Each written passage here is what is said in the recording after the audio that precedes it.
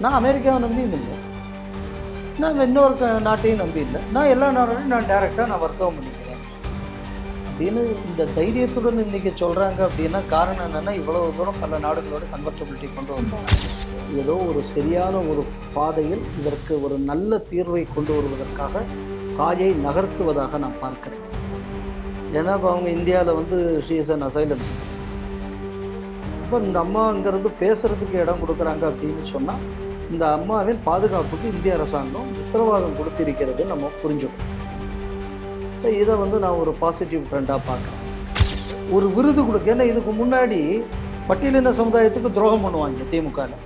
உடனே அம்பேத்கர் தொடர் விருதுன்னு ஒரு விருதை கொடுப்பார். யார்? நம்ம ஆரிசிட்டு திருமாவளவன். இவர் கொடுத்த உடனே அவர் வந்து தலித்துகளின் நண்பர் ஆகிடுவார். அதே மாதிரி என்னெல்லாம் உண்டா தமிழனை விரட்டி விரட்டி அடிக்கணும், அடிச்சப்பட்டு ஒரு உதயநிதியை கொடுத்து நீங்கள் விருது கொடுத்தோம்னா அதோட அந்த பிரச்சனை முடிந்து விட்டது. அதனால நம்ம வந்து என்ன பண்ணலாம்னா, இந்த திராவிடத்தின் தனிச்சிறப்பு அப்படின்னா என்ன அப்படின்னா, விருதுக்கு வீணா போவது. யூடியூபர்ஸை ப்ரமோட் பண்ணுறோம் அப்படின்னு சொல்லி அதுக்கு சில பயிற்சி கொடுக்குறாங்க, உதவி பண்ணுறாங்க, இந்த மாதிரி பண்ணுறாங்க. பல இடங்களில் இப்போ மேண்ட்ரின் கிளாஸ் நடத்துகிறேன் அப்படின்னு சொல்லி ஒரு டைப் ஆஃப் இன்ஃப்ளூயன்ஸ் இருக்குது. ஸோ சைனா வந்து வெவ்வேறு வழிகளில் நம்ம நாட்டில் இருக்கக்கூடிய ரிமோட்டஸ்ட் கார்னரை வர ரீச் பண்ணுவதற்காக வேலை செய்து வருகிறார். அதில் ஒன்று தான் இது. ஏற்கனவே இதுக்கு முன்னாடி நான் ஒரு விஷயம் சொன்னேன். நம்ம இந்த விஷயத்தை பேசினதுக்கப்புறம் கூட டெல்லியில் வந்து செக்யூரிட்டி கவுன்சிலில் கூட இந்த விஷயம் வந்து விவாதிக்கப்பட்டது. என்ன அப்படின்னு சொன்னால், நிறைய ஜேர்னல்ஸில் இந்த ரிசர்ச் ஆர்டிக்கிள் பப்ளிஷ் பண்ணுறது. அப்போ அதிமுக இப்போ ஜெயலலிதா வந்து எந்த லிஸ்ட்டில் இவங்க சேர்க்க போகிறாங்க, இந்த ஜெயலலிதா பயங்கரவாதி அப்படின்னு அதிமுக சொல்லுமா அப்படிங்கக்கூடிய கேள்விக்கு ஒரு பதில் நமக்கு தெரிஞ்சாகும். ரெண்டாவது என்ன அப்படின்னு சொன்னால், இவங்க என்ன அன்று பாபர் மசூதியை மாற்றணும். முதல்ல என் கேள்வி என்னென்னா, அது பாபர் மசூதிங்கிறதுக்கு என்ன ஆதாரம் இருக்கு?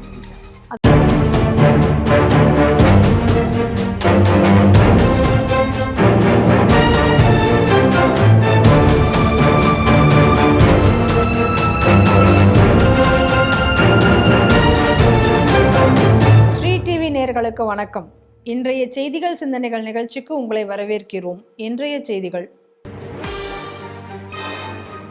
தண்டையார்பேட்டையில் ஆட்சேபகரமான வார்த்தைகளுடன் தமுமுக எஸ்டிபிஐ பேனர்கள் கலவரம் தூண்டும் முயற்சியா?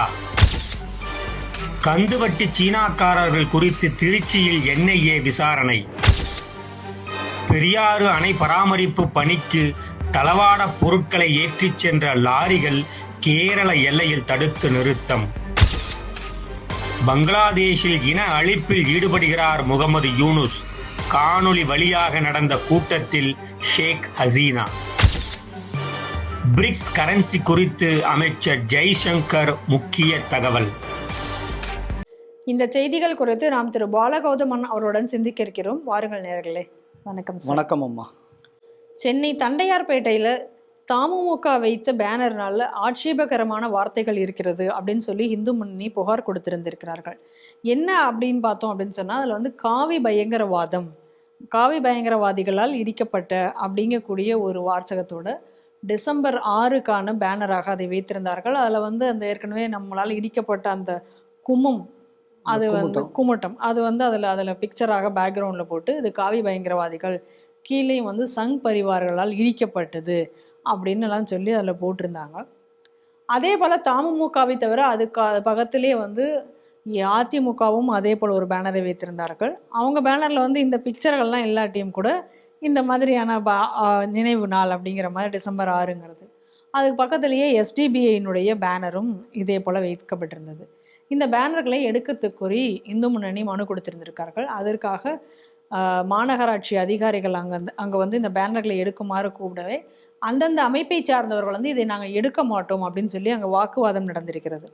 அதுக்கப்புறம் என்ன சொல்லியிருக்காங்க அப்படின்னு சொன்னால், தமுமுகவினர் வந்து நாங்கள் வந்து அதில் சர்ச்சைக்குரிய அந்த வாசகங்களை எல்லாம் நாங்கள் நீக்கி விடுகிறோம் அப்படின்னு சொன்னோடனே அதிகாரிகள் அந்த பேனரை காவல்துறையினரும் அந்த பேனரை எல்லாம் நீக்காமல் அவர்கள் அங்கேருந்து சென்று விட்டார்கள், அகற்றாமல். இப்போ என்ன பண்ணியிருக்காங்க அப்படின்னு சொன்னால், அந்த காவி அப்படிங்கிறக்கூடிய அந்த வார்த்தையை மட்டும் அழித்து விட்டு பயங்கரவாதிகள் அப்படிங்கக்கூடிய அந்த வாசகம் அப்படியே இருக்கிறது. காவி என்பதை மட்டும் எடுத்திருக்கிறார்கள், மற்றபடி அதில் எதுவும் மாற்றப்படவில்லை. ஆனால் இந்து முன்னணி இப்போ என்ன கோரிக்கை வைத்திருக்காங்களா, இதை வந்து உடனடியாக காவல்துறையினர் இதை நீக்கி நடவடிக்கை எடுக்க வேண்டும், இதை அகற்றி காவல்துறையினர் நடவடிக்கை எடுக்காவிட்டால் நாங்கள் வந்து முற்றுகை போராட்டம் நடத்த இருக்கிறோம், அவர்கள் அகற்ற முடியாவிட்டால் நாங்களே அந்த பேனர்களை அகற்றப் போகிறோம் அப்படின்னு சொல்லி அவர்களும் அறிவித்திருக்கிறார்கள். ஒரு நல்ல முடிவு. இந்துக்கள் வீதியில் வந்து போராடுவதை வந்து பார்க்கும்போது ரொம்ப சந்தோஷமாக இருக்குது. ஹிந்து முன்னணி இந்த விபணியில் இருக்கிறதுங்கக்கூடியது வந்து புதிய விஷயம் இல்லை.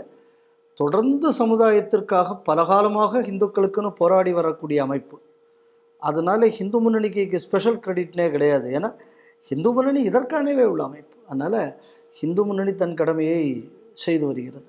ஆனால் ஹிந்து சமுதாயம் ஹிந்து முன்னணிக்கு செய்ய வேண்டிய கடமையை செய்கிறோமா அப்படிங்கிறது தான் இப்போ சந்தேகம். எல்லா ஹிந்துக்களும் ஹிந்து முன்னணியின் அழைப்பை ஏற்று ஹிந்து முன்னணிக்கு பின்னால் சென்று நிற்க வேண்டும் என்பது நம்மோட வேண்டுகோள். ரெண்டாவது என்ன அப்படின்னா, இந்த பேனரில் முதல்ல நடுவில் ஏதோ சொன்னியே, முதல்ல தமிழ்நாடு முஸ்லீம் முன்னேற்ற கழக பேனர், அடுத்தது அதிமுக பேனர், அடுத்தது எஸ்டிபிஐ பேனர். அப்போ இந்த பிரச்சனை நடந்து கொண்டு இருக்கும்போது இந்த கும்முட்டம் இடிப்பு, இந்த ராம ஜென்ம பூமி இந்த மூமெண்ட்டுக்கு அன்று ஆதரவு தெரிவித்தவர் செல்வி ஜெயலலிதா அவர்கள். அப்படின்னு சொன்னால் அந்த பயங்கரவாதிகள் பட்டியலில் ஜெயலலிதாவும் இடம்பெறுவாரான்னு அந்த அதிமுகக்காரங்க கேட்டு சொல்லணும். ஏன்னா அன்னைக்கு இந்த அம்மா வந்து அதுக்கு ஆதரவு தெரிவிச்சிருந்தாங்க.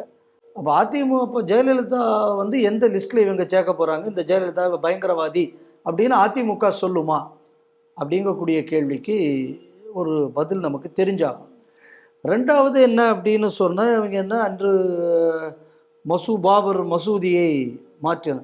முதல்ல என் கேள்வி என்னென்னா, அது பாபர் மசூதிங்கிறதுக்கு என்ன ஆதாரம் இருக்குது உங்கள்கிட்ட? அதில் வேறு அவங்க என்ன கோர்ட்லேயே என்னென்னா, அது ஜென்மஸ்தான் மசூதின்னு அதுக்கு பேர். அதுக்கு பாபர் மசூதிங்கக்கூடியது காங்கிரஸ்காரன் வந்ததுக்கப்புறம் வைக்கப்பட்ட பேர். அதுக்கு பாபர் மசூதின்னு எந்த ரெக்கார்டில் பேர் இருக்குது? அடையாள சின்னம்னு வேறு சொல்லியிருக்காங்க அதில். ரைட்டா? எந்த இடத்துல அதுக்கு அப்படி பேர் இருக்குது? முதல்ல அந்த மாதிரி ஒரு தப்பான பெயரை அதுக்கு சூட்டி இதை மத அரசியலாக்கிய துரோக செயலை செய்தவர்கள் யார்? இப்போ என்ன அப்படி சொல்லியிருக்காங்க, அதை அகற்றி இது பண்ணு. அதுக்கு கீழே கோயில் இருந்தது உண்மை, அதனால் அங்கே ராமர் கோயில் கட்ட வேண்டும் என்பது உச்சநீதிமன்றத்தின் தீர்ப்பு. இப்போ உச்சநீதிமன்ற தீர்ப்புக்கு மேலே இப்போ தமிழ்நாடு முஸ்லீம் முன்னேற்ற கழகமும் அதிமுகவும் எஸ்டிபிஐயும் தீர்ப்பு சொல்கிறாங்களா? கோயிலில் அந்த கோர்ட்டில் தீர்ப்பில் என்ன வந்து கீழே கீழே ஒரு ஹிந்து ஸ்ட்ரக்சர் எக்ஸிஸ்டட், இதான கோர்ட்டுக்குள்ள தீர்ப்பு. ஆமாம். அப்போ நியாயத்துக்கு இப்போ இந்து முன்னிக்கரப்பு அடுத்த பேனர் வைப்பான். எப்படி பேனர் வைப்பான் அப்படின்னு சொன்னால், இப்படி வந்து உச்சநீதிமன்றத்தாலும் ஆராய்ச்சியாளர்களாலும் உறுதி செய்யப்பட்ட கோயிலை இடித்த மதவெறி கும்பலின் அவமான சின்னத்தை அகற்றி உண்மைக்கும் அறிவியலுக்கும் சமூகத்துக்கும் புத்தொளி ஊட்டிய இந்த ஹிந்து எழுச்சி நாளை கொண்டாடுகிறோம் அப்படின்னு இப்போ கவுண்டர் பேனர் வச்சுருந்தா வச்சவன் அம்பிட்டுக்கு மேலே இன்னைக்கு இந்த போலீஸ்காரங்க கேஸ் போட்டிருப்பாங்கல்ல. நிச்சயமாக கேஸ் போட்டிருப்பாங்க, உடனே 5 கேஸ் போட்டிருப்பாங்க. இப்போ எடுன்னு சொன்னப்புறமா அவன் எடுக்க மாட்டான். அவன் கூட்டம் கூட்டின உடனே இவங்க திருப்பி வந்திருக்காங்க அப்படின்னா, காவல்துறை சட்டத்துக்கு கட்டுப்பட்டு நடந்து கொண்டிருக்கிறதா இல்லை அப்படின்னு சொன்னான்னா இவங்கள மாதிரியான ஒரு வன்முறை கும்பலுக்கு இவங்க பயந்து நடந்து கொண்டிருக்கிறார்கள். இதுதான் இப்போ நம்ம வந்து பார்க்க வேண்டிய விஷயம். அடுத்தது இதில் என்ன அப்படின்னு சொன்னால், காவியை மட்டும் எடுத்து விடுகிறேன். அப்போ கீழே இந்த பரிவார் கும்பல்கள் எல்லாம் வந்துருக்கு. அப்போ அது இருக்கு. கும்மட்டத்தை அவங்க வந்து அடையாள சின்னமா அது அப்படின்னு வேற அவங்க அதில் போட்டிருக்காங்க. அதில் சரி, இப்போ எதுன்னு அடையாள சின்னம் அது தெரியல. அடையாள சின்னம் தானே. அடையாள சின்னம் வழங்கப்படக்கூடியதுங்கக்கூடியதுன்னா ஷிர்க் ஆயிடுமே. கண்டிப்பாக ஷிர்கொழிப்பு நாடு நடத்தக்கூடிய கூட்டங்கள். அப்போ இந்த ஷிர்க்கு அது அடையாள சின்னம், நீங்கள் அதை இதுன்னு சொல்லிட்டேன்னா அது ஷிர்க்கு தானே. நிச்சயமாக ஒருத்தன் தானே கடவுள். ஆமாம், அதை தவிர எதுவும் வணங்கப்படக்கூடாது, எதுக்கும் முக்கியத்துவம் ஒன்றும் கிடையாது. அப்போ ஷிர்க்கு தானே. அப்போ ஷிர்கொழிப்பு மாநாடு நடத்துகிற தௌஹீத் ஜமாத் இப்போ இந்த 3க்கும் எதிராக போராட்டம் நடத்துவாங்கள, எப்படி அடையாள சின்னம் இருக்கலாம்? ஆமாம், எந்த அடையாளமுமே இல்லைங்கிறது தானே உங்களுக்குள்ள கோட்பாடு. அதுக்கு விரோதமாக எது இருந்தாலும் அது ஷிர்க்கு தானே. இப்போ தர்கா ஷிர்க்கு, அதுக்கு ஏதோ ஒரு காரணம் சொல்லிவிட்டிய. அப்போ இது பாபருங்கக்கூடியதுன்னு அடையாளம் அப்படின்னா ஒரு அடையாளம் மத சின்னமாக கூடாது இல்லை. அப்போ ஷிர்க்குன்னு அதை ஒழிக்க வேண்டியது தானே. அப்போ நீங்கள் செய்ய வேண்டிய வேலையை தானே அவங்க செய்திருக்காங்க. கண்டிப்பாக. அப்போ நீ என்ன ஒன்று இருக்கணும், ஷிர்குழிப்பு மன்றம் நடத்துகிறோம் அம்பிட்டு பேரும், அதை ஒழிச்சவங்களுக்கு நீங்கள் பாராட்டு போஸ்டரில் ஒட்டி இருக்கணும். நிச்சயமாக. எப்படி நீங்கள் அவங்கள பயங்கரவாதின்னு சொல்ல போறியே? சரி, அப்போ அந்த கோவிலை இடிச்சான பாபர் அப்போ அவன் யாரு? அப்போ இந்த கேள்விகளுக்கும் பதில் வரணும்ல. அதனால இது என்ன அப்படின்னு சொன்னால், பயங்கரவாதத்தின் முன் என்று அரசு அடிபணிந்திருக்கிறது. தொடர்ந்து இது நடந்து வருது. அதன் தொடர்ச்சியாக இது நடந்ததாக நான் பார்க்கிறேன். கந்து வட்டி தொழில் செய்த சீன நாட்டினர் மற்றும் அவர்களை சார்ந்த அவர்களுக்கு உதவி புரிந்து கொண்டிருந்த சிலரை இன்னைக்கு என்ஐஏ கைது செய்திருக்கிறார்கள். அது குறித்து விசாரணையும் செய்து வருகிறார்கள். எங்கன்னு பார்த்தா இதெல்லாமே திருச்சியில் தான் இந்த சம்பவங்கள் நடந்துட்டு இருக்கு. ஏற்கனவே நம்ம பார்த்துருக்கோம், இந்த மாதிரி சீனாவுடைய கடன் ஆப்புகள் நிறைய அது போல் உருவாகி அந்த கடன் ஆப் மூலமாக பணம் கொடுத்தவர்களுக்கு உடனடியாக பணத்தை கொடுக்கணும், திருப்பி கொடுக்கணுன்ற ப்ரெஷர், அதிக வட்டியோட திருப்பி தரணும் அப்படிங்கிற ப்ரெஷர்லாம் இருந்து பல சம்பவங்கள் நம்ம ஸ்ரீ டிவியில் கூட அதுக்கான செய்திகள் நம்ம பண்ணியிருக்கோம். அதுபோல் இப்போ என்ன பண்ணியிருக்காங்கன்னா 2 பேரை இப்போ சீன நாட்டினரை கைது செய்திருக்கிறார்கள். இவங்க என்ன பண்ணுறாங்கன்னா 2 நிறுவனங்கள் தொடங்கி அந்த 2 நிறுவனங்கள் பேர்லையும் இந்த மாதிரி கடன் ஆப்பில் லோன் ஆப்புகளை உருவாக்குகிறார்கள். அந்த லோன் ஆப்பில் 7 நாட்கள் தான் அவங்களுக்கு அவகாசம், அவங்க பணம் ரிட்டர்ன் பண்ணுறதுக்கு. அதுக்கு எத்தனை எவ்வளோ பணம் அவங்க வட்டியாக மட்டும் பெற்றிருக்காங்கன்னு பார்த்தா 49.2 கோடி இது வரைக்கும் அவங்க அந்த ஆப்பு மூலமாக வட்டியாக, கந்து வட்டியாக மட்டும் பெற்றிருக்கிறார்கள். இதை என்ன பண்ணியிருக்காங்க, கிரிப்டோ கரன்சியாக மாற்றி இதை ஹாங்காங்க்கு இதை தொடர்ந்து அனுப்பி வைத்து வந்திருக்கிறார்கள். ஸோ இப்படிப்பட்டவர்களை தான் இன்னைக்கு இவங்க கைது செய்திருக்கிறார்கள். இது குறித்து திருச்சியில் மேலும் என்ஐஏ விசாரணை செய்து வருகிறது. ஏன்னா வெறும்னே இது வெறும் ஒரு கடன் லோன் ஆப் மட்டும்தானா, இல்லை இதை வைத்து வேறு ஏதாவது சதி திட்டங்கள் தீட்டிருக்கிறார்களா அப்படிங்கிறத குறித்தும் இன்னைக்கு என்ஐஏ விசாரித்து வருகிறார்கள். பல டிஜிட்டல் ஆவணங்களையும் இவங்க கைப்பற்றிருக்காங்க. இவங்க ஏதோ இங்கே திருச்சியில் மட்டும் கிடையாது, இதே நபர்களை சார்ந்தவர்கள் கர்நாடகா, பெங்களூரு போன்ற பல இடங்களிலும் இந்த மாதிரி கந்துவட்டி தொழில் செய்து வந்துள்ளனர்.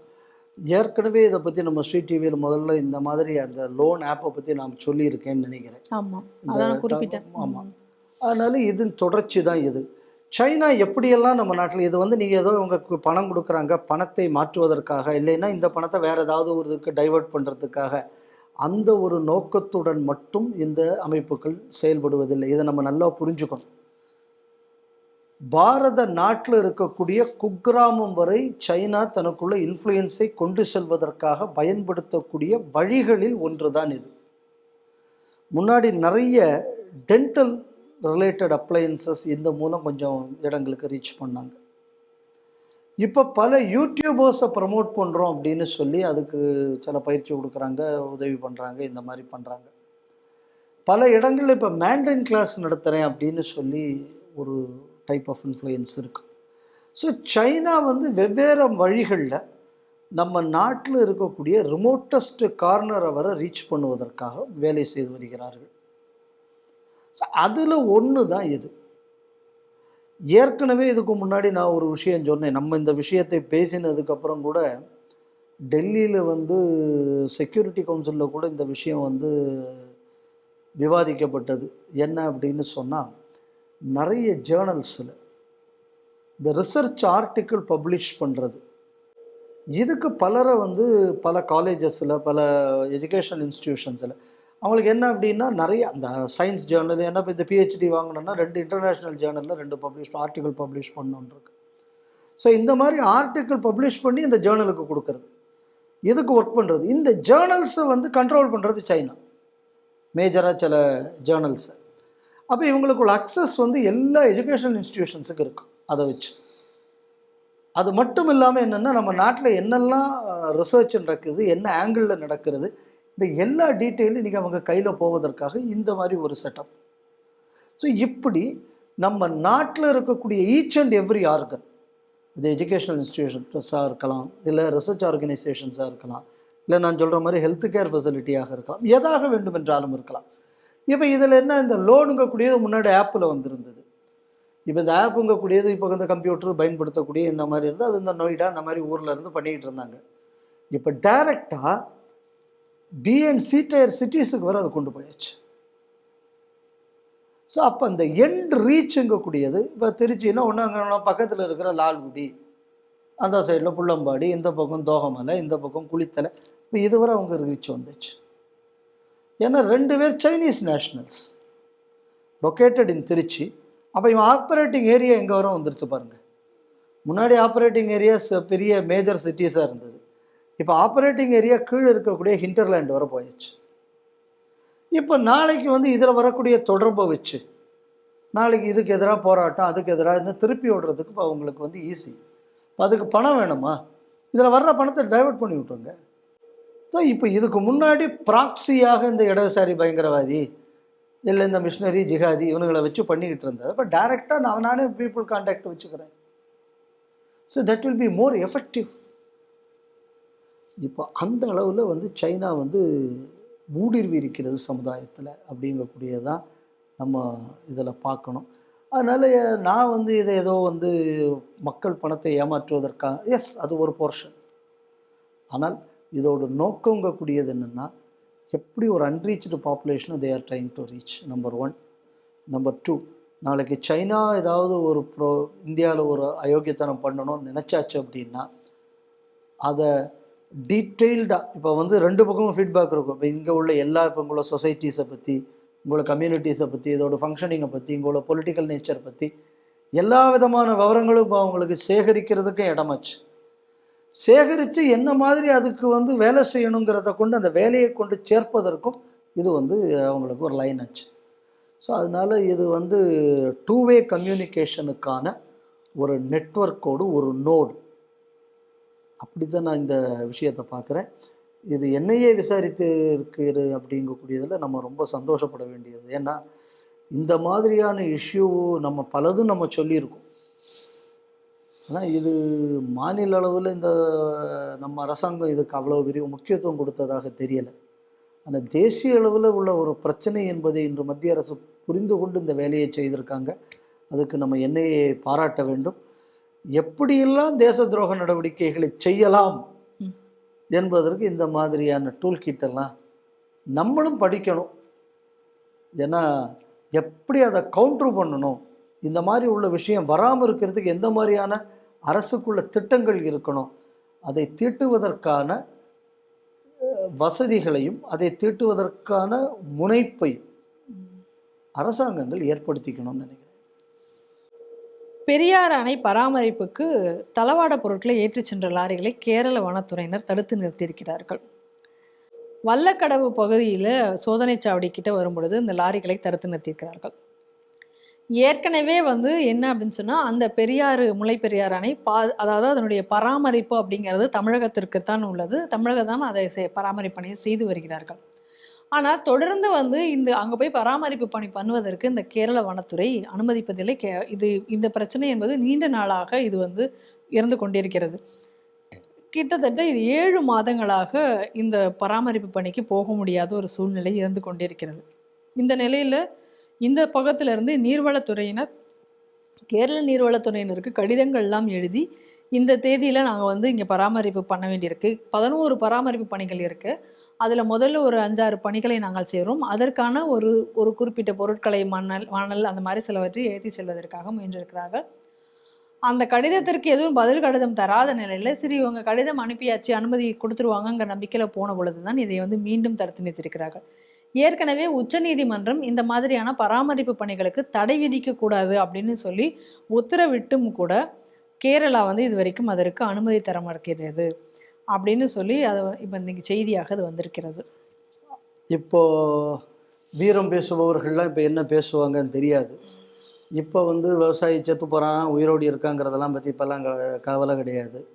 மதுரையில் இருக்கவங்க தண்ணி குடிக்கிறானா என்னத்தை குடிக்கிறாங்கிறத பற்றி எங்களுக்கு கவலை கிடையாது. இப்போ இந்த விஷயங்கள்லாம் யாருக்கும் தெரியாது. என் கேள்வி என்ன அப்படின்னா, போன தடவை ஏன்னு வெள்ள நிவாரணத்துக்கென்று மத்திய அரசு பணம் கொடுத்தது, அதற்கு அவர்கள் எங்களிடம் கணக்கு கேட்கிறார்கள், நாங்கள் கேட்குற பணத்தெல்லாம் தரமாட்டேங்கிறான் அப்படின்னு சொல்லி கட்சிக்காரங்க சொல்லுவாங்க. ஆளுங்கட்சி எதிர்கட்சி மாறி மாறி சொல்கிறது. ஆனால் பொதுவான ஸ்பீக்கர் இதை அடிக்கடி பேசிக்கிட்டு இருக்கார். ஒரு 7 அடி மனுஷன் அவர் பேசிக்கிட்டு இருக்காரு. நான் என்ன கேட்குறேன், இப்போ கேரளாக்காரன்ட்டு கேட்கலாம்ல, இந்த எங்கள் ஊருக்கு தண்ணி வரக்கூடியது, அந்த அணையை பராமரிக்கிறதுக்கு எங்கள் வண்டியை நீ தடுக்கிறியே, எப்படி கம்யூனிஸ்ட்காரர்கள் செய்கிறார்களே, இவன் கேளன்னி. கண்டிப்பா. இதில் ஒரு வேடிக்கை என்னன்னா, இங்கேருந்து இந்த உதயநிதி இங்கேருந்து கேரளாவில் போய் திராவிடம் எல்லாம் பேசினாரு. நம்ம கூட அதை கூட நியூஸில் பண்ணோம், இவன் சொன்னதில் என்னெல்லாம் வந்து அயோக்கியத்தனமான விஷயம்னு சொன்னோம். அந்த நேரத்தில் அவர் அங்கே போய் அவருக்கு ஒரு விருதெல்லாம் கொடுத்தாங்க. இந்த விருது கொடுத்தது யாரு அப்படின்னா, இந்த மலையாள மனோரமா குரூப் கொடுத்தது. இந்த அணை பிரச்சனையை பெருசாக்கி அங்கே இருக்க சில கிறிஸ்தவமார குழந்தை இதெல்லாம் இருக்கு, அந்த பங்களா இதெல்லாம் கட்டி வச்சிருக்காங்க. இது இந்த 150 சில்லற அடி இது நிறைஞ்சாச்சுன்னா அவங்களுக்கு கஷ்டங்கிறதுனால தான் இந்த அணை இப்போ உடஞ்சி இப்போ மொத்த கேரளாவும் அழிய போகுதுங்கக்கூடிய ஹைப்பை கொடுத்ததே அந்த பத்திரிகைக்காரன். இப்போ அவருக்குள்ள விழாவில் போய் நீர் அவார்டு வாங்கிட்டு வந்து விட்டேரு. அன்னைக்கே நான் சொன்னேன், அப்போ அன்னைக்கு அந்த அன்னைக்கு நீ அன்னைக்கு எழுதுனது தப்பாச்சேன்னு அந்த மேடையில் நீ கேட்டிருந்தேன்னா நான் வந்து தமிழருக்காக இவர் குரல் கொடுக்குறார் அப்படின்னு நம்ம முடிவு பண்ணிக்கலாம்னு. சரி, இப்போ வண்டியை உடல் இல்லை, அப்போ நீ இப்போ என்ன பண்ணணும்? கிளம்பி போகணுமா வேண்டாமா? ஆமாம், நிச்சயமா போகணும். இங்கேருந்து ஒரு ஆளை காசு கொடுத்து வண்டி ஏற்றி அனுப்பவே இல்லை, இந்த அவுத்து போட்டுக்கிட்டு. அது என்ன பண்ண அம்மனக்குண்டி ஐயா கண்ணா ஒருத்தர், ஆமாம், நீங்கள் தானே வண்டி ஏற்றி அனுப்புவியே, இப்போ அவரை வண்டி ஏற்றி இப்போ அங்கே அனுப்புங்களேன். ஆமாம், அங்கே அனுப்பி ஒரு வாயில கவனத்தையாக ஒன்று வச்சுக்கிட்டு இருக்கலாமே. ஆமாம், இப்போ விவசாயிகளுக்குள்ள வாழ்க்கை பாதிக்கிறது. நம்ம அணை இல்லாமல் போனால் என்ன ஆறுது? இப்போ போகலாம்ல, இப்போ அனுப்ப வேண்டியது தானே. இப்போ அம்மனக்குண்டி ஏக்கன்னு இப்போ வண்டி ஏறி போகலாம்ல. இப்போ அதுக்காக நிறைய டிக்கெட் எடுக்கணும். வடக்க வர போனோம் 2000 கிலோமீட்டர், இவருக்கு 200 சில்லற கிலோமீட்டர் தான் வரும். இந்த பக்கம் போனால் ஒரு வேன் எடுத்து கொச்சிக்கு கூட போதும். இங்கேருந்து போனால் 100 சில்லற கிலோமீட்டர் தான். திருச்சியிலிருந்து இப்படியே போனோன்னா தேனி போய் போயிடலாம். திண்டுக்கல் தேனி இப்படி போனால் 100 சில்லற கிலோமீட்டர் தான் வரும். அங்கே போய் படுத்து கிடக்கலாம்ல அவுத்து போட்டுக்கிட்டு. டெல்லியிலையாவது குளிரும், இங்கே குளிர கூட செய்யாது, நல்ல சௌக்கியமாக இருக்கும். இப்போ கிளைமேட் வேறு கொஞ்சம் நல்லா இருக்கும் அந்த இடத்துல. கொஞ்சம் நேரம் அப்படியே அம்மனக்குண்டியோடு படுத்து இருந்துட்டு வரலாம்ல. யாரும் அங்கே போகலை. அப்பப்போ மாநிலத்தின் உரிமையை மீட்போம், இதுதான் எங்களது லட்சியம்னு. இப்போ உங்கள் மாநிலத்துக்குள்ள உரிமையை இப்போ யார் இப்போ மீட்க போகிற? உங்கள் மாநிலத்தில் உள்ளவனுக்குள்ள அணைக்கு நாளைக்கு தண்ணி வராமல் ஒழிய போகுது. 136 அடியிலிருந்து 144 அடிக்கு உயர்த்துவது எப்போ நடந்தது? திமுக ஆட்சி மேலும் கீழும் திமுக அங்கே இருக்கும்போது நடக்கலை. காங்கிரஸ் கவர்மெண்ட் யூபிஏ கவர்மெண்ட் போனதுக்கப்புறம் பிஜேபி கவர்மெண்ட் வந்தப்புறம் கீழே அதிமுக அரசாங்கம் இருக்கும்போது நடந்தது. அப்போ தமிழக விவசாயிகளுக்கு இது செய்யக்கூடிய துரோகமா இல்லையா? தமிழகத்துக்கு செய்யக்கூடிய துரோகமா இல்லையா? நிச்சயமாக. ஆனா இந்த துரோகத்தை பத்தி இப்போ ஒருத்தர் உண்டு, இந்த கொஞ்ச நாளாக காணாமல் போனார். அவர் விஜய் கட்சி தொடங்கினோடனே திருப்பி அதே ஒரு 4-5 பொண்ணு குழந்தைகள் எல்லாம் கூட வச்சுக்கிட்டு இந்த பாட்டு பாடுவார். அவருக்கு பேர் என்ன? கோவன். அந்த கோவன். ஏன் இப்போ போய் பாட வேண்டியது தானே? அங்கே போய் நம்மளோட எங்கள் விவசாய மண்ணுலெல்லாம் அடிச்சு புட்டா நேன்னு போய் பாட வேண்டியது தானே? இந்த ஒப்பாரி கவிதையாக பாட போறேன்னு ஒருத்தன் சொல்லிக்கிட்டு இருக்க. அப்படியே டிஎம் கிருஷ்ணா அங்கே போய் இப்போ ஒப்பாரி பாட வேண்டியது தானே? போய் ₹1 இப்போ வாயை திறக்க மாட்டேன். இப்போ இதெல்லாம் சமுதாய பிரச்சனையே கிடையாது. நிச்சயமா. இப்போ நீர்வளத்துறை அமைங்கிறது நாங்கள் ஒழுங்காக லெட்டர் விடணும், எங்கள் லெட்டருக்கு பதில் கூட வர மாட்டேங்குது. அப்போ ஒன்றை மனுஷனாக கூட அவன் மதிக்கலேன்னு தெரியுது. அப்போ ஒன்றை மனுஷனாக மதிக்காமல் அதுவும் 7 மாதங்களாக எழுதுகிறாங்களாம். 7 மாதமாக விடலையா? இப்போ இந்த 7 மாதத்துக்கு இடையில தானே இவர் போய் விருது வாங்கிட்டு வந்தார் கேரளாவில். ஆமாம், அப்போ கூட பேசியிருக்கலாம். அப்போ நீ பேசியிருக்கணும்ல. கண்டிப்பா. தமிழகத்தின் நலத்தின் மேலே அக்கறை இருந்திருந்தா போன உதயநிதி பேசியிருக்கணுமா வேண்டாமா? ஏன் பேசலை? உங்களுக்குள்ள அரசியல் லாபத்திற்காக ஒரு விருது கொடுக்க. ஏன்னா இதுக்கு முன்னாடி பட்டியலின சமுதாயத்துக்கு துரோகம் பண்ணுவாங்க திமுகவில். உடனே அம்பேத்கர் தொடர் விருதுன்னு ஒரு விருதை கொடுப்பார். யாரு? நம்ம ஆரிசீட்டு திருமாவளவன். இவர் கொடுத்த உடனே அவர் தலித்துகளின் நண்பர் ஆகிவிடுவார். அதே மாதிரி என்னெல்லாம் உண்டா தமிழனை விரட்டி விரட்டி அடிக்கணும். அடிச்சப்பட்டு ஒரு உதயநிதியை கூப்பிட்டு நீங்கள் விருது கொடுத்தோம்னா அதோட அந்த பிரச்சனை முடிந்து விட்டது. அதனால நம்ம என்ன பண்ணலாம்னா, இந்த திராவிடத்தின் தனிச்சிறப்பு அப்படின்னா என்ன அப்படின்னா, விருதுக்கு வீணா போவது, தமிழகத்தை விருதுக்கு வீணாக்கும் கட்சி அப்படின்னா திமுகவுக்கு அது பொருத்தமான பேராக இருக்கும். இன்று கேரளா தமிழகத்துக்கு இழைத்த துரோகத்திற்கு தமிழக அரசு துணை போயிருக்கிறது. இந்த அரசு தமிழகத்தில் இருக்கக்கூடிய விவசாயிகளுக்கு துரோகம் செய்திருக்கிறது. இதுதான் உண்மை. பங்களாதேஷில் முகமது யூனஸ் இன அழிப்பில் ஈடுபட்டு கொண்டிருக்கிறார் அப்படின்னு சொல்லிட்டு ஷேக் ஹசீனா ஒரு குற்றம் சாட்டியிருக்கிறார்கள். நியூயார்க்கில் ஒரு நிகழ்ச்சிக்காக வெர்ச்சுவல் மீட்டிங், ஆன்லைன் மீட்டிங்கில் பேசும்பொழுது அவர் அதை சொல்லியிருக்கிறார். அவர் சொல்லும்பொழுது இப்போ அங்கே இருக்கக்கூடிய மைனாரிட்டிகளுக்கு வந்து அவரை காக்க தவறிவிட்டார். அங்கே இப்போ இந்துக்கள் மேலே இன அழிப்பே நடந்து கொண்டிருக்கிறது. அது மட்டும் இல்லாமல் என்னையும் அழிப்பதற்கான ஒரு முயற்சி தான் நடந்துட்டுருக்கு. ஏற்கனவே என்னோட தந்தை முஜிபுர் ரஹ்மான் 1975 எப்படி கொல்லப்பட்டாரோ அதே போல் என்னையும் கொல்வதற்கான விஷயங்கள் தான் நாங்கள் நடந்து கொண்டிருக்கிறது. ஹிந்துஸ் மட்டும் கிடையாது, புத்திஸ்ட், கிறிஸ்டியன் யாரையுமே வந்து அங்கே வந்து விட்டு வைக்கவில்லை. கோவில்கள் மட்டும் இல்லாமல் சர்ச்சுகள், புத்த விகாரங்கள் போன்றவற்றையும் இடித்து கொண்டிருக்கிறார்கள். ஆனால் இது எதையுமே வந்து இன்னைக்கு அந்த முகமது யூனஸ் வந்து தடுக்கவில்லை. அதே நேரத்தில் இதற்காக எதிர்த்து போராடின இஸ்கான் துறவிகளை இவங்க வந்து கைது செய்திருக்கிறார்கள். அதனால் இன்றைக்கி பங்களாதேஷில் வந்து ஒரு இன அழிப்பு அப்படிங்கிறது நடந்து கொண்டிருக்கிறது. அது மட்டும் இல்லாமல் இதன் காரணமாக இன்றைக்கி இந்தியா பங்களாதேஷினுடைய உறவிலும் கூட இன்றைக்கி வந்து ஒரு சுமூகமான நிலை இல்லாத காணப்படுகிறது அப்படின்னு சொல்லி ஹசீனா பேசியிருக்கிறார்கள். ஒரு நல்ல ஸ்டேட்மெண்ட், ஒரு ஓப்பன் ஸ்டேட்மெண்ட். ஆனால் இந்த மாதிரியான ஒரு ஸ்டேட்மெண்ட்டை இன்றைக்கி அவங்க வந்து ஒரு ஓப்பன் மீட்டிங்கில் பேசுகிறாங்க, அதுவும் இந்தியாவிலேருந்து அவங்க பேசியிருக்காங்க அப்படின்னு சொன்னால், ஒன்று நம்ம பாசிட்டிவாக என்ன புரிஞ்சுக்கணும் அப்படின்னா, இந்தியன் கவர்மெண்ட் ஏதோ ஒரு சரியான ஒரு பாதையில் இதற்கு ஒரு நல்ல தீர்வை கொண்டு வருவதற்காக காயை நகர்த்துவதாக நான் பார்க்குறேன். ஏன்னா இப்போ அவங்க இந்தியாவில் வந்து she is an asylum seeker. அப்போ இந்த அம்மா இங்கேருந்து பேசுகிறதுக்கு இடம் கொடுக்குறாங்க அப்படின்னு சொன்னால், இந்த அம்மாவின் பாதுகாப்புக்கு இந்திய அரசாங்கம் உத்தரவாதம் கொடுத்திருக்கிறது நம்ம புரிஞ்சுக்கணும். ஸோ இதை வந்து நான் ஒரு பாசிட்டிவ் ட்ரெண்டாக பார்க்குறேன்.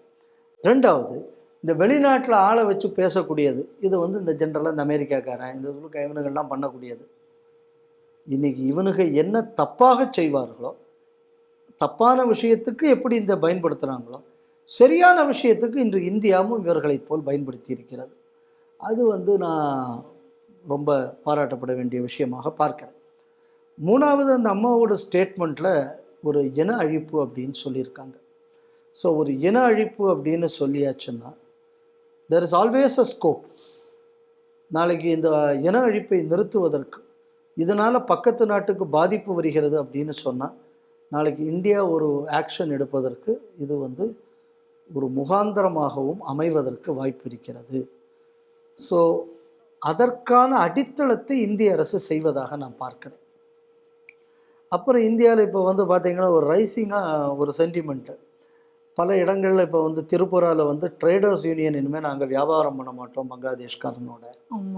ராய் ஹாஸ்பிட்டல் கல்கட்டா நாங்கள் பங்களாதேஷி அட்மிட் பண்ண மாட்டோம். அப்புறம் வேற ஒரு திருப்புராலையும் மெடிக்கல் ப்ரொஃபஷனல் செட் தட் பங்களாதேஷிக்கு நாங்கள் ட்ரீட்மெண்ட் கொடுக்க போகிறதில்ல அப்படின்னு. ஸோ இந்த மாதிரியான ட்ரெண்டு பாரத நாடு முழுக்க வந்து உங்களுக்கு செட்டப் ஆகணும். நீ திங்கிறது இந்தியாவை நம்பி, நீ யூஸ் பண்ணுற கரண்ட்டு இந்தியாவோடது, உன் மருந்து மாத்திரை இந்தியாவை நம்பி, உனக்கு அவ்வளவும் கொடுத்தது இந்தியா. இவ்வளவும் வாங்கிட்டு ஒன்றை எவன் அழிச்சானோ அந்த பாகிஸ்தானோட ஒன்று சேர்ற அப்படின்னு சொல்லும்போது, அப்போ இஸ்லாம்கக்கூடிய ஒரு த்ரெட் என்ன பண்ணுது அப்படின்னா, அண்ணன் தம்பியாக பழகினவர்களை எதிரிகளாக மாற்றுகிறது. என்கிட்ட பலர் கேட்குற கேள்வி இது, நீ ஏன் துளுக்குன்னு சொல்கிற, இஸ்லாமியன்னு சொல்ல வேண்டியதானே? இதனால தான் நான் சொல்கிறதில்லை.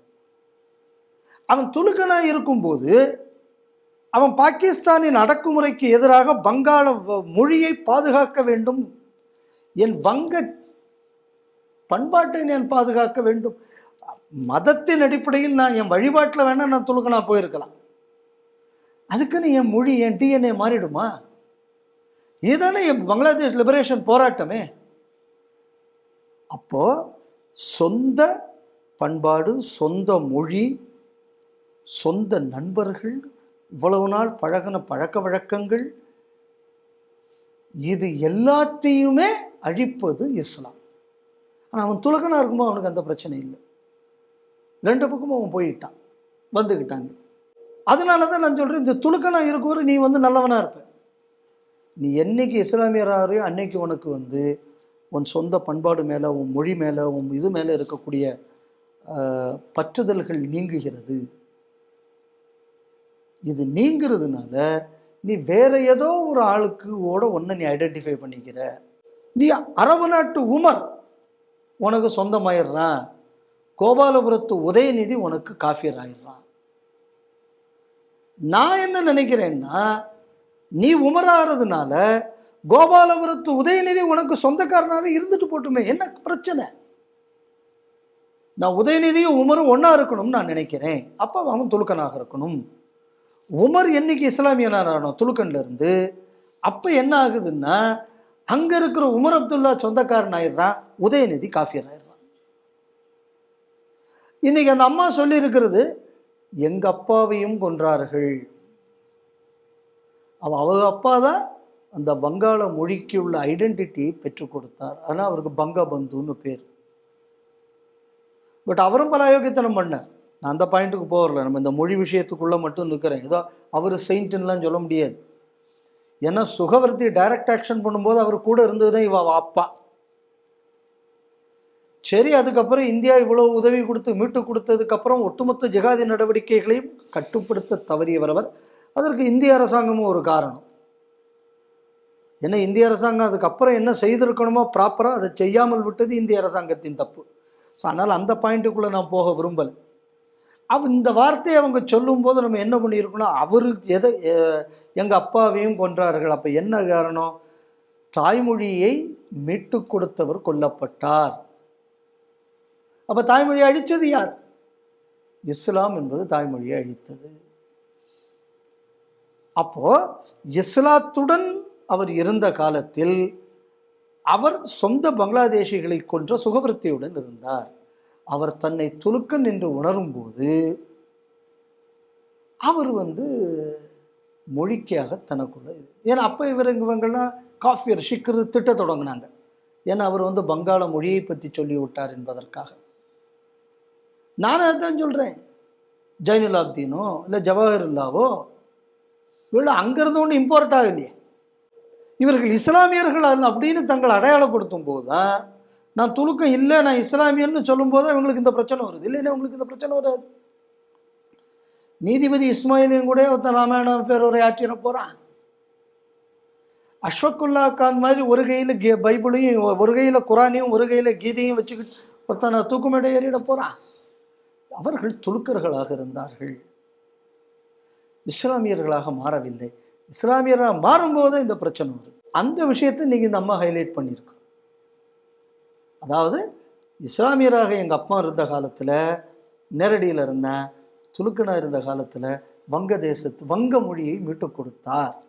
இன்னைக்கு அதுக்கே உலை வந்திருக்கிறது. இந்த மெசேஜை இன்னைக்கு அந்த அம்மாவோட பேச்சில் கொடுத்துருக்கு. அப்போ இதோடைய இப்படி வெளிநாடுகளில் வெளி இதிலெல்லாம் பேசுகிறாங்க நம்ம நாட்டில் இருந்து அப்படின்னு வரும்போது ஒரு விஷயம் நம்ம தெளிவாக புரிஞ்சுக்கணும். என்ன அப்படின்னா, இதுக்கு என்ன இன்டர்நேஷ்னல் அட்டென்ஷன் கிராஜுவலாக கொடுக்கணுமோ அந்த வேலையை நம்ம அரசு செய்கிறது. ஒன்று. ரெண்டாவது, அநேகமாக ட்ரம்ப்கிட்ட பவர் மாறும் வர கொஞ்சம் இப்படி போகும்.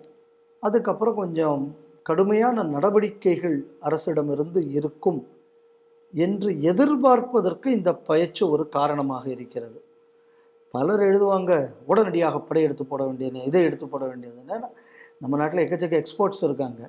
ஸோ அதோட ராமிஃபிகேஷன்ஸ் என்ன, அது அதுக்கப்புறம் நம்ம எப்படி டீல் பண்ணோம், அதை பற்றியெல்லாம் அவங்களுக்கு கவலை கிடையாது. அப்புறம் எழுதக்கூடிய இந்த மாதிரி பல விஷயங்கள் எழுதுவார்கள். ஆனால் கவர்மெண்ட் இதை ரொம்ப அழகாக அதை டீல் பண்ணிக்கிட்டு வராங்க. ரெண்டாவது, முகமது யூனிஸ் வந்த நேரத்தில் இதே ஸ்ரீ டிவியில் நான் சொன்னேன், உங்களுக்கு ஞாபகம் இருக்கலாம். இந்த ஆள் இந்த மாதிரி எல்லாம் தான் பண்ணுவான், இந்த ஆள் இந்த லிபரல் மாஃபியாவோட அசோசியேட்டட் அப்படின்னு வந்த அன்னைக்கு சொல்லியிருந்தேன். இன்றைக்கி அது நிரூபிக்கப்பட்டிருக்கிறது. அடுத்த தாலிபானை எப்படி அன்றைக்கி நஜிபுல்லா கவர்மெண்ட்டை ஒழிக்கிறதுக்கு ஆப்கானிஸ்தானில் தாலிபான்களை உருவாக்கியது போல் இன்று அமெரிக்கா அதே தவறை இங்கேயும் செய்து வருகிறது. எப்படி தாலிபானே அமெரிக்காவுக்கு ஆப்பு வச்ச மாதிரி இதனாலும் அமெரிக்கா மீண்டும் அழிகப் போகிறது. இதற்கு அழிவுக்கான அச்சாரத்தை அமெரிக்கா போட்டு விட்டது என்பதை புதுசாக வரக்கூடிய ட்ரம்ப் புரிந்து கொண்டு செயல்படுவார்னு நான் நம்புகிறேன். இல்லைன்னா அதை எப்படி புரிய வைக்கணும் என்பது மோடிக்கு தெரியும். அதன் ஒரு அம்சமாகத்தான் நான் இந்த ஸ்பீச்சை நான் பார்க்குறேன். அதாவது yes, we are serious about it. ஒரு genocide is happening.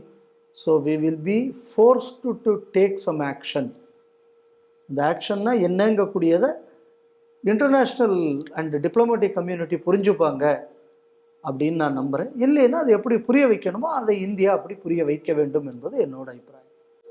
BRICS currency பற்றி வெளியுறவுத்துறை அமைச்சர் ஜெய்சங்கர் அவர்கள் பேசியிருக்கிறார். ஏற்கனவே ட்ரம்ப் சொன்னார், இந்த பிரிக் கரன்சி அப்படிங்கிறதை ஒன்று கொண்டு வந்தால் நான் 100% அந்த நாடுகள் மேலே நான் டேக்ஸ் விதிக்க போகிறேன் அப்படின்னு அவர் பயமுறுத்தி இருந்ததை பார்க்கிறோம். அதற்கு ஒரு பதிலாக இப்போ அவர் கேட்ட பொழுது அவர் சொல்லியிருக்காரு, தற்போது நம்ம நாடு பிரிக்ஸ் கரன்சி பற்றி எந்த முடிவும் எடுக்கலை.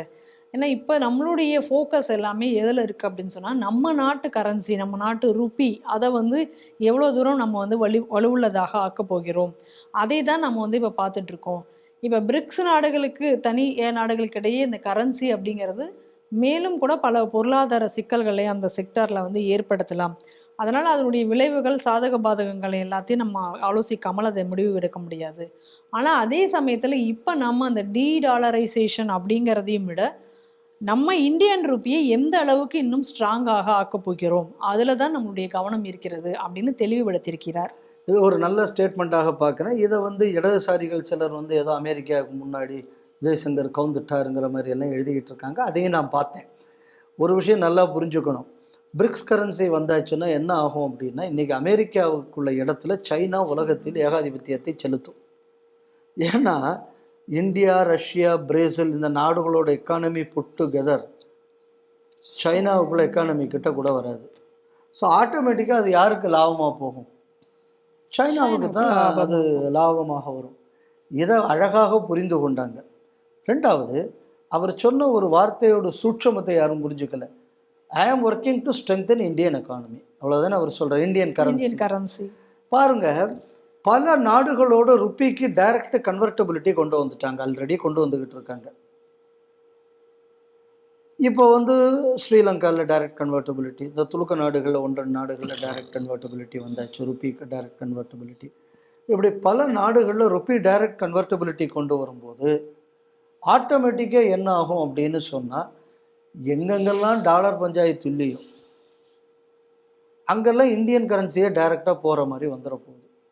ஸோ அப்போ பிரிக்ஸ் கரன்சிங்கக்கூடிய ஒரு கரன்சி, இன்னொரு பக்கம் டாலர் அப்படின்னு ஒரு பைப்போலார் எக்கனாமிக் சிஸ்டம் இருக்காது. இப்போ ஒரு மல்டிபோலார் எக்கனாமிக் சிஸ்டத்தை இந்தியா மெல்ல மெல்ல மெல்ல ஏற்படுத்தி வருகிறது.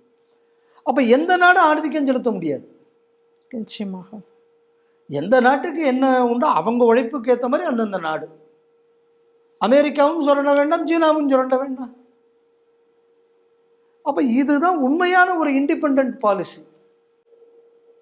நான் அமெரிக்காவை நம்பியும் இல்லை, நான் இன்னொரு நாட்டையும் நம்பி இல்லை, நான் எல்லா நாடோடையும் நான் டைரெக்டாக வர்த்தகம் பண்ணிக்கிறேன் அப்படின்னு இந்த தைரியத்துடன் இன்றைக்கி சொல்கிறாங்க. அப்படின்னா காரணம் என்னென்னா, இவ்வளோ தூரம் பல நாடுகளோட கன்வெர்டபிலிட்டி கொண்டு வந்துட்டாங்க. இன்னும் ருப்பி இதோட இனி பல இடங்களில் விதவிதப்பாக சைனாவுக்கு மேலே சில டேரிஃப் எல்லாம் அமெரிக்கா விதிக்கிறதுன்னு வைங்க. அப்போ ஆட்டோமேட்டிக்காக அடுத்த மேனுஃபேக்சரிங் டெஸ்டினேஷன் எதை சூஸ் பண்ண முடியும்? 100% டேரிஃப்னா அடுத்து இந்தியா தானே. ஸோ நீங்கள் நினைக்கிற மேக் இன் இந்தியானெல்லாம் நீங்கள் சொல்லிக்கிட்டு இருக்காங்க, உலகத்தின் மேனுஃபேக்சரிங் ஹப். இது இந்தியா உலகத்தின் மேனுஃபேக்சரிங் ஹப்பாக இந்த ஒரு பிரச்சனையை வைத்துக்கொண்டு எப்படி அதை பயன்படுத்துவதுங்கிறது பார்க்கறது தானே எக்ஸ்டர்னல் அஃபேர்ஸ் மினிஸ்ட்ரியோட வேலை. நிச்சயமாக அமெரிக்காவுக்கு நான் காவடியை தூக்கணுமா, இவனுக்கு காவடி தூக்கணுமாங்கிறதையும் கூட எனக்கு நானே காவடி தூக்குறது தான் ஏன் சரி அப்படிங்கக்கூடியதை முதல் முறையாக மோடி ஆட்சியில் தான் இந்த வார்த்தையை நம்ம கேட்க முடியுது. இதுக்கு முன்னாடி சுஷ்மா ஸ்வராஜ் சொன்னாங்க, இன்னைக்கு ஜெய்சங்கர் சொல்றாரு, எந்த நாட்டுக்காகவும் நாங்கள் காவடி தூக்க மாட்டோம். அதே நேரத்தில் இப்போ பாருங்க, அது ஒரு டாப் எக்கானமியாக வளர்கிறதுக்குள்ள இன்னொரு இண்டிகேட்டரை, இப்போ பல நாடுகளில் இருந்து ஜப்பான், சில கொரியாங்கிறது பல நாடுகளில் இருந்து வந்திருக்கு இம்போர்ட்டை வந்த பொருள், அதெல்லாம் இவ்வளோ நாளில் மேனுஃபேக்சரிங் டேட் எக்ஸ்பைரி ஆக போகுது, இந்தியன் ஸ்டாண்டர்ட்ஸுக்கு ஒத்து வர்ற மாதிரி இந்த ப்ராடக்ட் இல்லைன்னு திருப்பி அனுப்பியிருக்காங்க. ஆமாம், பல ப்ராடக்டை இம்போர்ட் பண்ணது.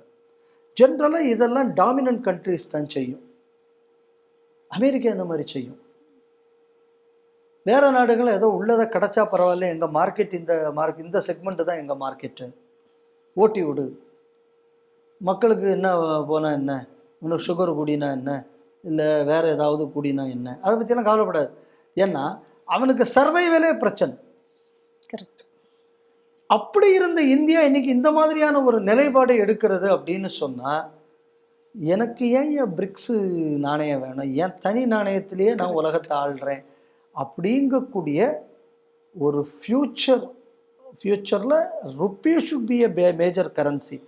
அதை நோக்கிய பயணத்தின் முதல் படியாக நான் இந்த அறிவிப்பை பார்க்குறேன்.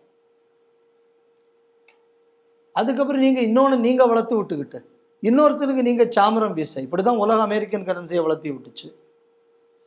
கொஞ்சம் நாடுகள் ரூபலை வளர்த்தி விட்டாங்க அந்த காலத்தில். கம்யூனிஸ்ட் ஒழிஞ்சு போன அப்புறம் அவன் கதி அதோ கதியாச்சு. இப்போ நீங்கள் ஏன் இப்போ சைனாவுக்கு வால் பிடிக்கணும்? அதனால் இது ஒரு நாடு தனக்குள்ள தனி வளர்ச்சியை பாத் பண்ணி, எனக்கு I don't want American way, I don't want Chinese way, I don't want some other way, I only want Indian way. இந்த ஒரு போக்கு இந்த ஸ்டேட்மெண்ட்ல இருந்து நம்ம பார்க்குறோம். உண்மைக்குமே இது வலுவான பாரதத்திற்கான அடிப்படையான விஷயமாக நான் பார்க்கிறேன். இது பாராட்டப்பட வேண்டியது. இதற்காக வருத்தப்படக்கூடிய பல இடதுசாரிகள் இருப்பாங்க. அவங்க தான் இந்த பக்கம் ஐயோ கவுந்து விட்டார்களே, ஐயோ மறந்து விட்டார்களே அப்படின்னு சொல்லி சைனாவுக்காக வேண்டி நீங்கள் எழுதி கொண்டிருங்கள். அதே நேரத்தில் வேற சிலர்கள் இவர் இப்படி சொல்லிட்டார், அதனால் இவர் பிரிக்ஸில் போய் இந்தியா ஒத்துக்கிட்டாச்சுன்னா அது ஆன்டி அமெரிக்கன் ஆகிடக்கூடாது, அப்படியே ஆயாச்சுன்னா பிரச்சனை, அதனால் இந்தியா மேலே நீ கடுமையான நடவடிக்கை எடுக்கணும் அப்படின்னு சொல்லி அமெரிக்காவில் போய் பேசக்கூடிய சில ஆட்கள் இருக்காங்க. இங்கிருந்து ஒரு அம்மா கூட இருக்குது, அந்த பிரமீளா ஜெயபால். அந்த அம்மாவுக்கு இந்தியா மேலே என்னெல்லாம் தடை அமெரிக்கா விதிக்கணும்னு, உலகத்தில் இருக்கிற அம்புட்டு தடை இந்தியா மேலே விதிக்கணும்னு ஆசைப்பட்டு அது அப்பப்போ ஒரு ஸ்டேட்மெண்ட் விடுது. ஸோ அந்த மாதிரியான கூட்டங்கள் மத்தியில் இப்போ அதை பேலன்ஸ் பண்ணி கொண்டு போகிறது மட்டும் இல்லாமல் நம்ம காரியத்தை கரெக்டாக சாதிச்சுக்கிட்டு இருக்கிறது இல்லை. இதுதான் இந்த ஸ்டேட்மெண்ட்டில் நாம் பார்த்த ஹைலைட். தொடரட்டும் மோடி அரசின் இந்த பணி. பாரதத்தை வல்லரசின் பாதையில் அழைத்து செல்லக்கூடிய பாலிசியாக நான் இதை பார்க்கிறேன். நன்றி சார். வணக்கம் அம்மா. இன்றைய செய்திகள் சிந்தனைகள் நிகழ்ச்சி இத்துடன் நிறைவு பெறுகிறது. மீண்டும் நாளை சந்திப்போம். நன்றி, வணக்கம், ஜெய் ஹிந்த்.